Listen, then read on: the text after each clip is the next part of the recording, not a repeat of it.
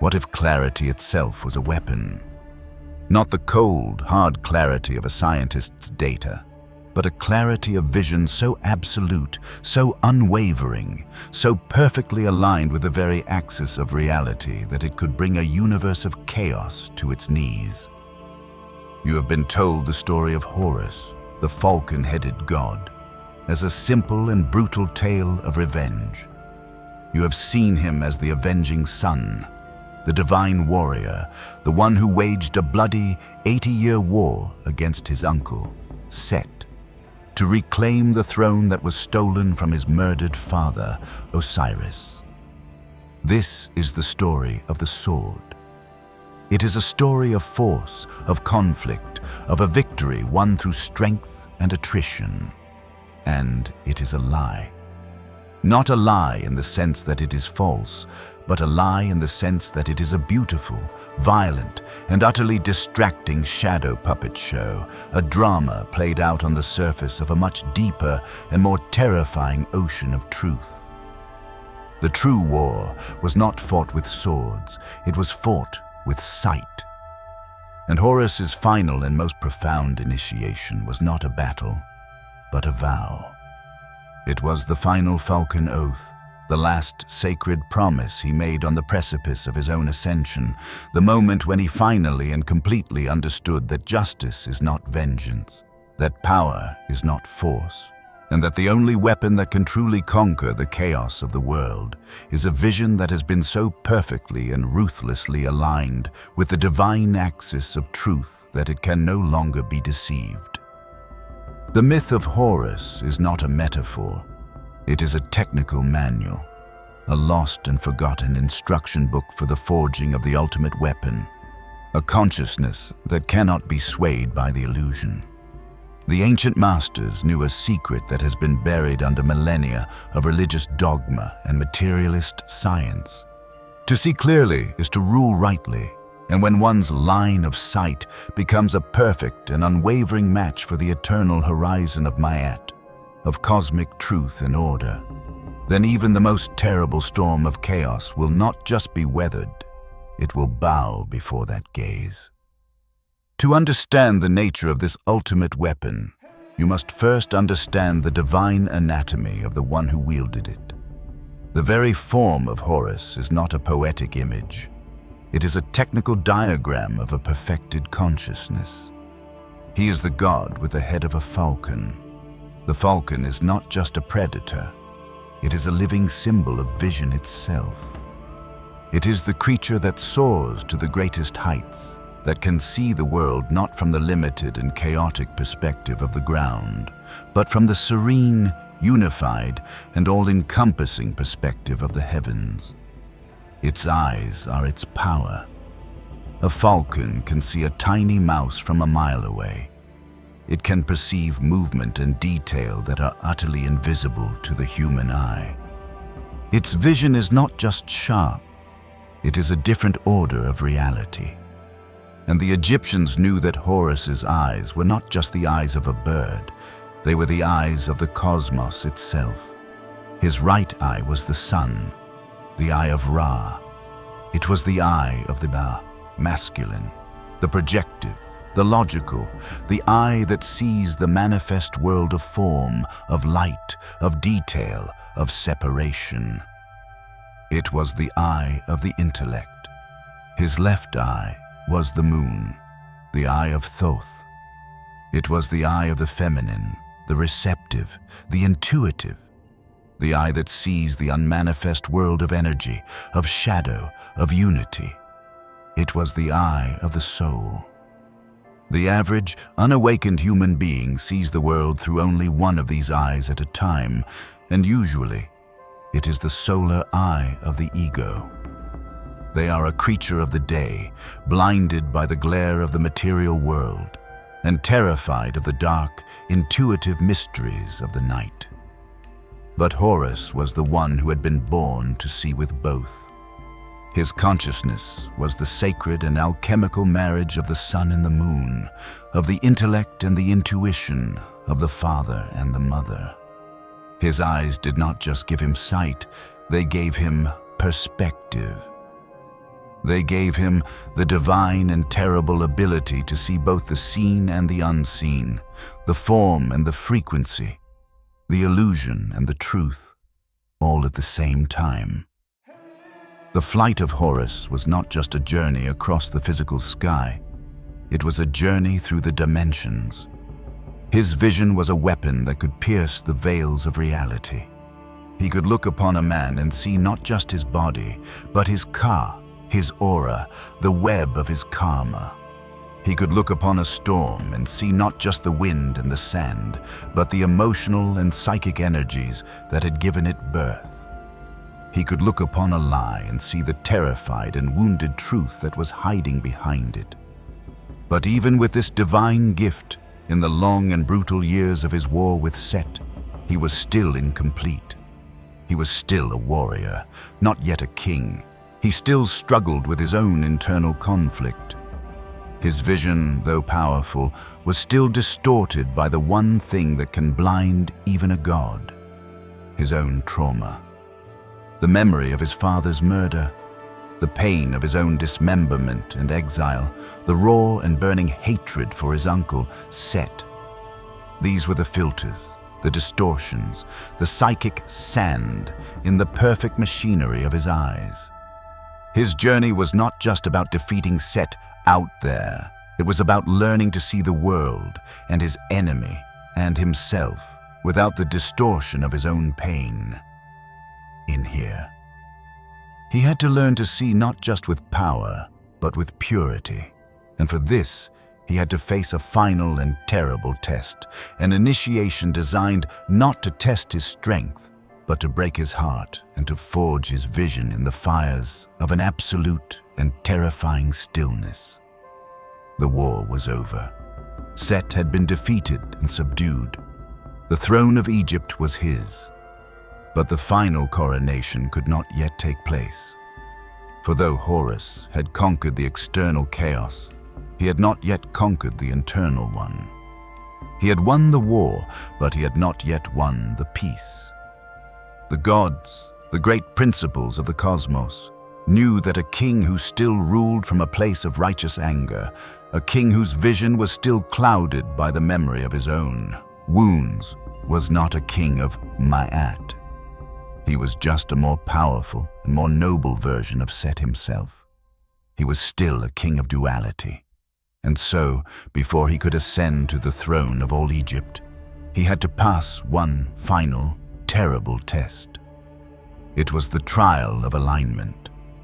He was cast, not by an enemy, but by the will of the cosmos itself, into the heart of the desert of mirrors.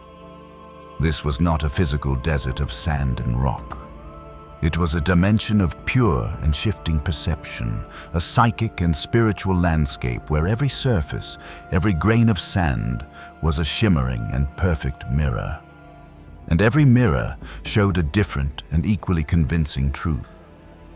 As Horus wandered through this blinding and disorienting realm, the mirages rose to meet him.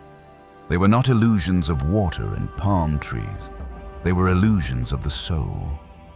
One mirror showed him a vision of his own ultimate power. Horus the Great, the emperor of the world, with Set crushed beneath his heel, a vision that tempted him with the sweet and intoxicating poison of righteous victory. Another mirror showed him a vision of his own deepest grief.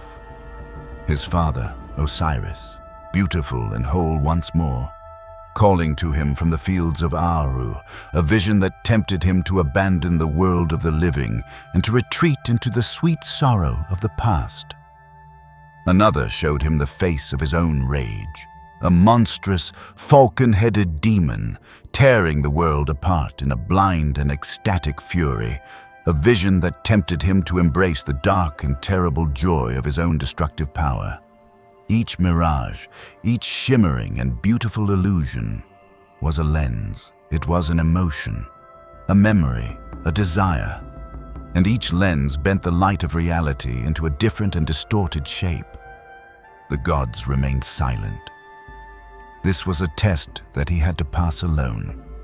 He was wandering in the labyrinth of his own unhealed heart. And he was lost. He fought the illusions. He tried to shatter the mirrors with his power. He tried to reason his way out of the maze, but the more he struggled, the more powerful and more convincing the illusions became. Because the illusions were not external, they were projections of his own inner state. He was not fighting a desert. He was fighting himself.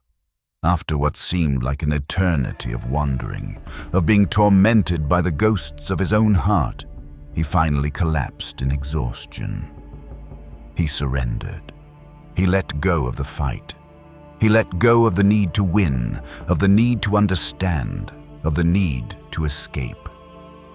He simply sat in the heart of the blinding, shimmering chaos of his own soul, and for the first time, he did not act. He just watched. And in that moment of absolute and total surrender, he heard the silent whisper of a truth he had forgotten. The truth was not in the reflections. The truth was in the light that was creating them. And at the very heart of the desert, he saw it. A single, perfect, white feather, the feather of Ma'at, floating in the air, just inches above the surface of a perfectly still and perfectly black lake of obsidian. The lake was not a reflection, it was an absence. It was the void. The feather was not a symbol, it was a constant. It was the one, single, and unwavering axis of reality itself. And he understood the test. The test was not to choose the right reflection. The test was to stop looking at the reflections altogether.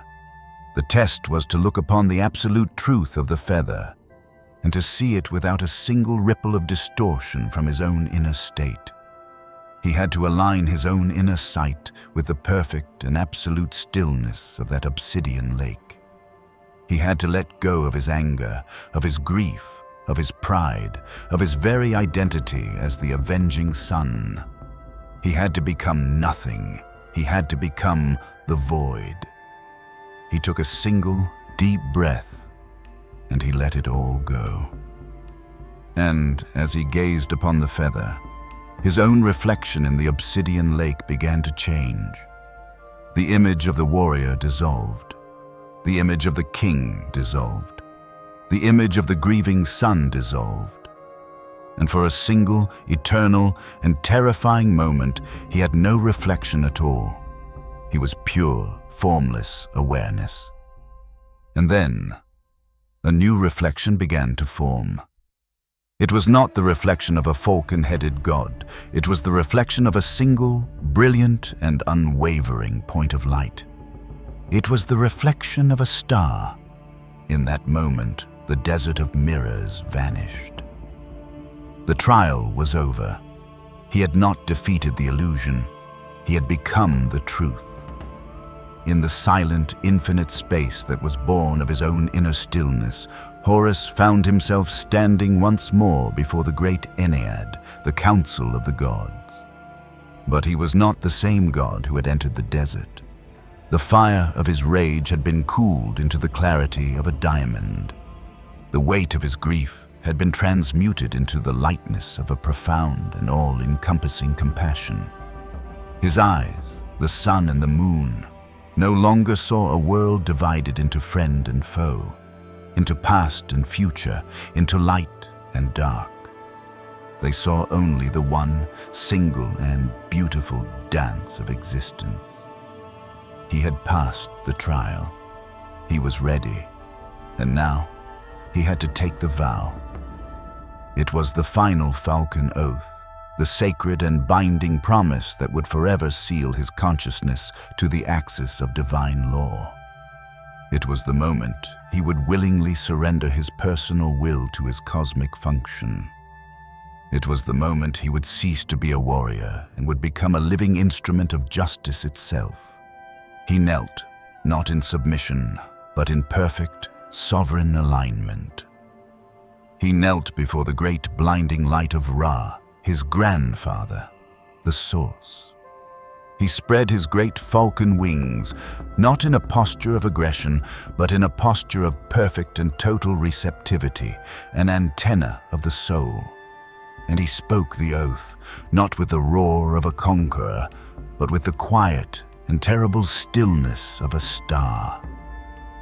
"My sight shall not divide what the heavens have made whole," he declared.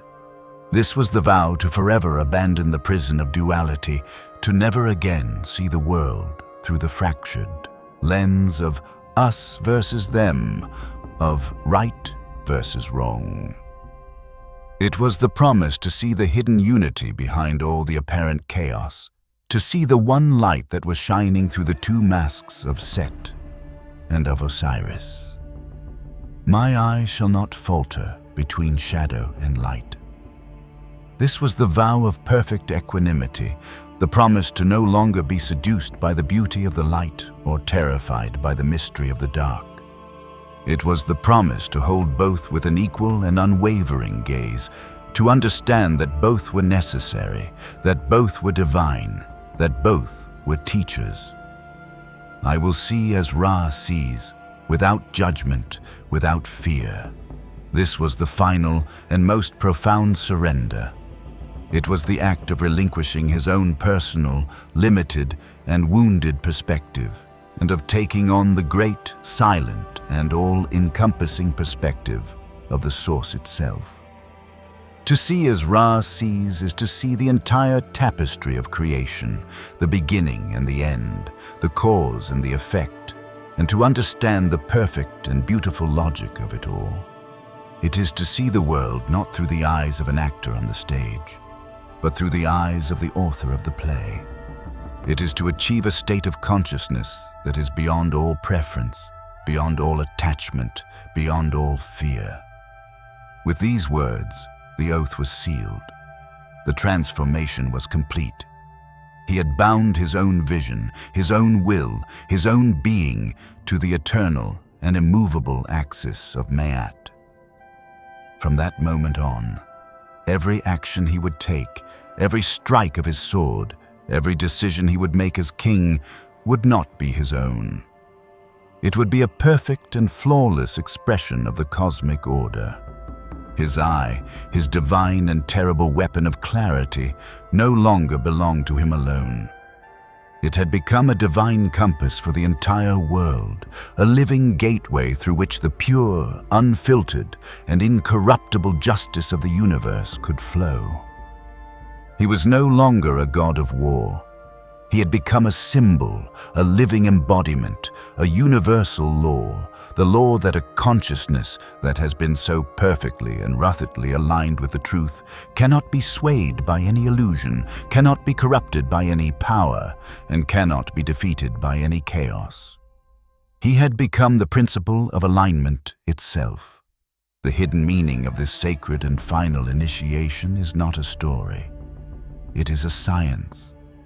It is the forgotten and most powerful of all the Thothian technologies, the science of alignment. The central and most profound teaching is this: to see rightly is to act rightly. You have been taught that your actions are the source of your reality. You have been told to do the right thing. But the initiates of the Falcon God knew a deeper truth. Your actions are not the cause, they are the effect. The true cause of your reality is not what you do, but how you see. Your perception is the architect of your destiny, and the Final Falcon Oath is the blueprint for how to become a master architect. The symbol of the falcon's flight is the key. A falcon, once it has locked its eyes onto its prey, does not waver. Its flight path becomes a single, straight and unwavering line of pure intention. It becomes a living arrow, a vector of will. This is the path of purpose. Once the vision is set, once the target is locked, the flight does not deviate. It is a state of total and absolute commitment to a single point. In the Egyptian mysteries, this target was not an external goal. It was an internal one. It was the pole of Ma'at, the single, silent, and immovable point of truth at the very center of the cosmos. The great and secret work of the initiate was to align their own internal line of sight, their attention, their intention, their will, with this one single point, and to hold it there without wavering, without drifting, no matter what illusions or distractions the world threw at them. This was not about literal vision. It was about the integrity of your perception. The greatest sin in this system was not evil, not wrongdoing. The greatest sin was drifting. It was the sin of taking your eye off the target. It was the sin of allowing your perception to be pulled off course by the chaotic and seductive currents of your own emotions, of your own ego, of the collective consciousness. To stray from the target, to lose the thread of your own alignment, was to lose your connection to the divine. It was to become a ship without a rudder, a wanderer in the desert of mirrors, a victim of the illusion. The Egyptian concept of justice, therefore, was not a moral concept of punishment. It was a physical and energetic concept of perfect calibration. An act of injustice was not a sin to be punished. It was an act of misalignment to be corrected. When a society or an individual fell out of alignment with Ma'at, the result was chaos, sickness, suffering. And the role of the king, the role of the initiate, the role of Horus, was not to punish the chaos, but to restore the balance, to bring the system back into its proper calibration. And the only way to do this was to first achieve a state of perfect and unwavering calibration within himself. He had to become the tuning fork. He had to become the compass needle that always and forever pointed to the true north of Ma'at. This is the philosophy of alignment. It is the understanding that the external world is a perfect and ruthless mirror of your own internal state of coherence. If your own vision is scattered, your world will be scattered.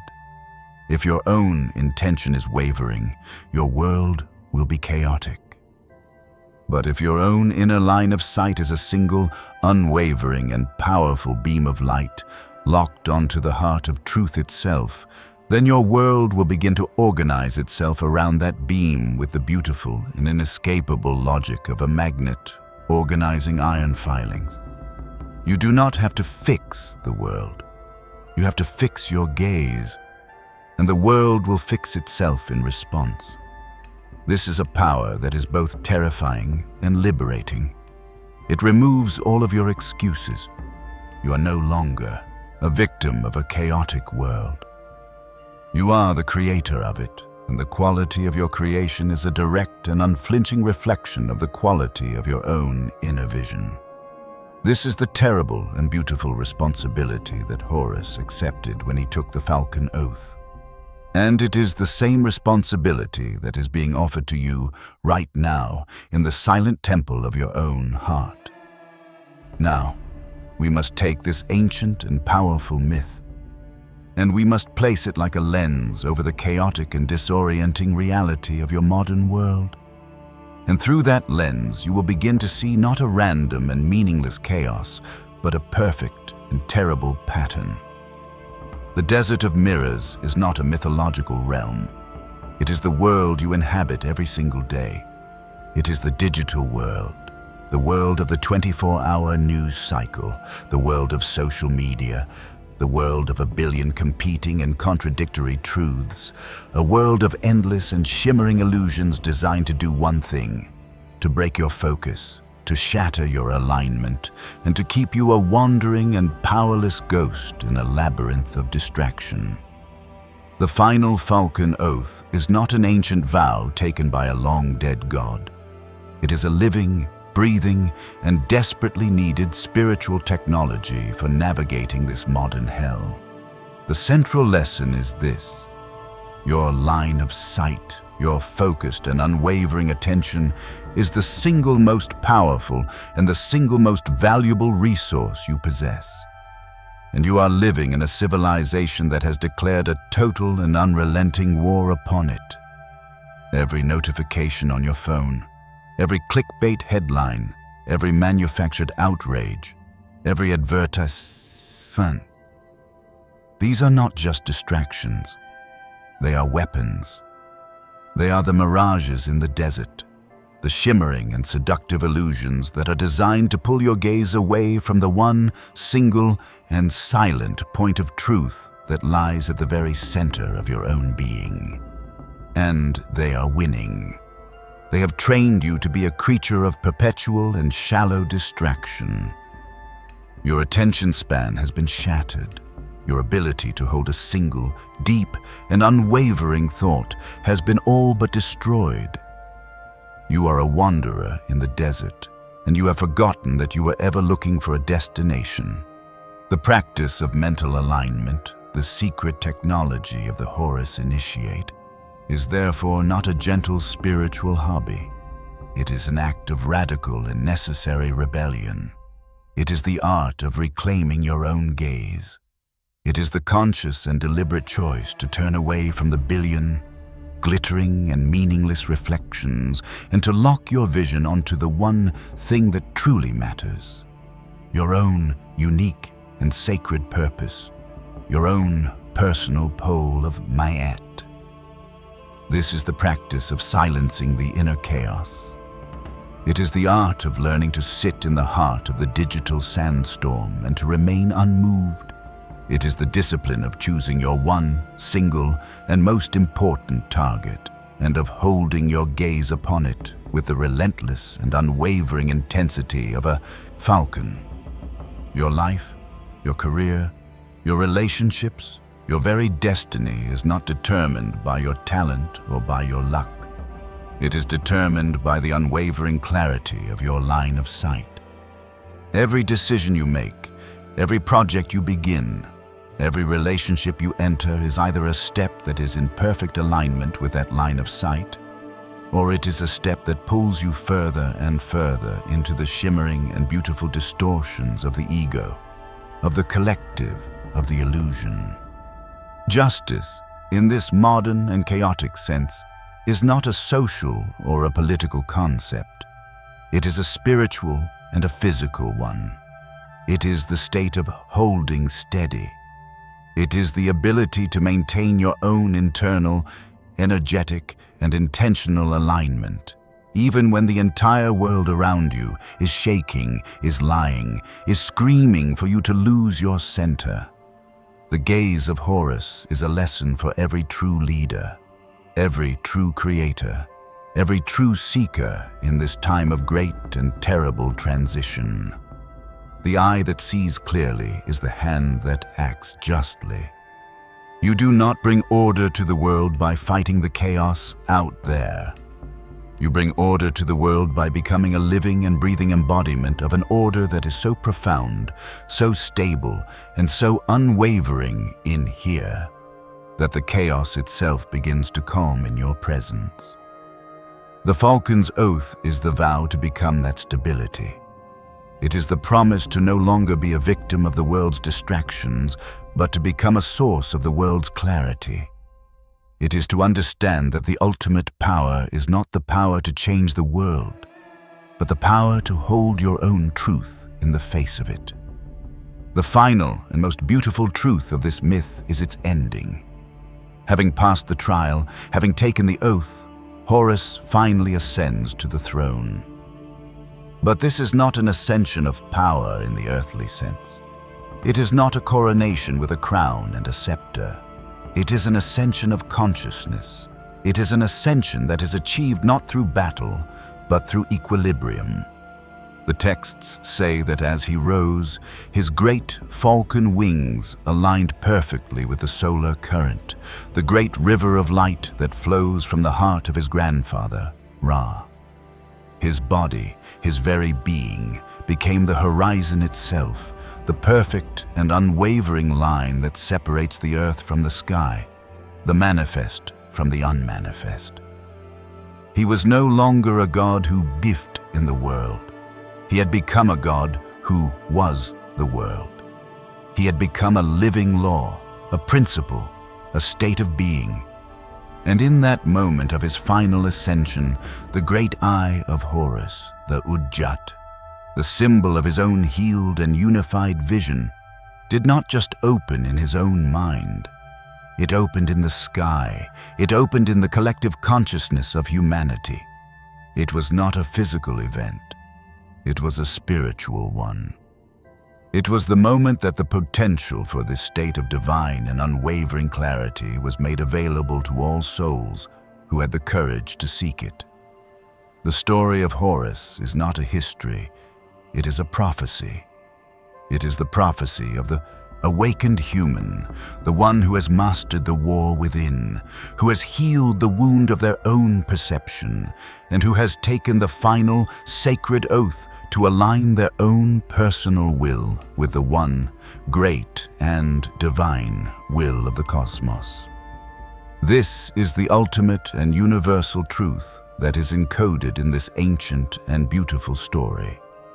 When your own inner and outer eyes, your intuition and your intellect, your heart and your mind, finally align into a single, unified, and unwavering gaze, your perception does not just see reality, it creates it. Justice ceases to be a law that you must follow. It becomes the very sight with which you see. You no longer have to do the right thing.